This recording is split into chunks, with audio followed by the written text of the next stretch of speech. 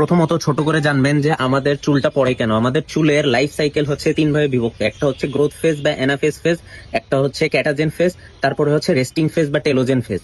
এখন এরপরে কি হয়, চুলটা পড়ে যায় এবং পরে আবার এই সাইকেলটা রিজেনারেট করে, অর্থাৎ গ্রোথ, এরপরে ট্রানজিশন, এরপর হচ্ছে রেস্টিং স্টেজ।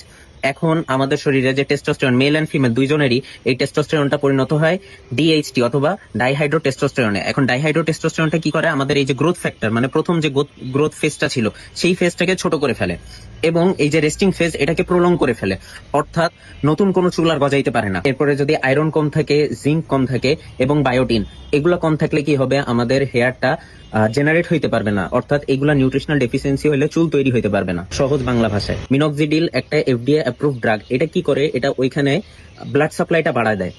এখন যাদের ক্ষেত্রে শুধু ফলিকলটা জীবিত আছে অথবা ফলিকলটা অ্যালাইভ আছে তাদের ক্ষেত্রে এটা কাজ করবে। ওখানে কি করবে, এই গ্রোথ ফেজটার উপরে কাজ করে গ্রোথ ফেজটাকে বাড়াই দিবে বা প্রলং করবে এবং নতুন নতুন চুল জেনারেট হওয়া শুরু করবে। এছাড়া মিনক্সিডিলের সাথে ফেনাস্টেরাইড দেওয়া হয়, এছাড়াও পিআরপি ট্রিটমেন্ট করা হয়, এছাড়া কিছু নিউট্রিশনাল ডেফিসিয়েন্সি থাকলে সেগুলোকে কভার আপ করা। এখন অনেকে বলে যে ভাইয়া আমাদের মিনক্সিডিল লাগাইলে চুল গজায় না অথবা চুল জেনারেট হয় না, তাদের ক্ষেত্রে কি হয়, ওই ফলিকলগুলো মারা যায় অথবা ফলিকলগুলো ডেড হয়ে যায়। তাদের ক্ষেত্রে কি করতে হবে, একটাই ট্রিটমেন্ট আছে, সেটা হচ্ছে হেয়ার ট্রান্সপ্লান্ট করা লাগবে। সো সবাই সুস্থ থাকবেন, সুন্দর থাকবেন। ভিডিওটি ভালো লাগলে আমাকে ফলো দিয়ে রাখবেন এবং ভিডিওটি বেশি বেশি শেয়ার করবেন।